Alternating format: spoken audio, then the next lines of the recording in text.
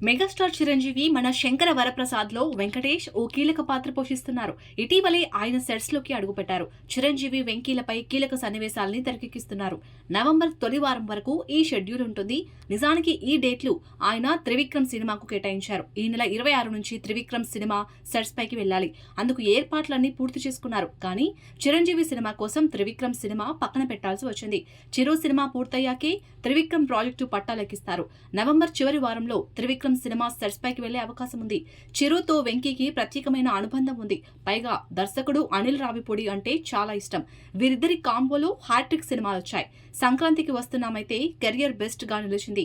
ఈ అనుబంధంతోనే ఈ సినిమాకు వెంకీ కావాల్సినన్ని డేట్లు కేటాయించారు. సంక్రాంతి బరిలో నిలిచిన సినిమా ఇది. నవంబర్ చివరి నాటికల్లా టాకీ పూర్తి చేయాలన్న ధ్యేయంతో చిత్ర బృందం పనిచేస్తుంది.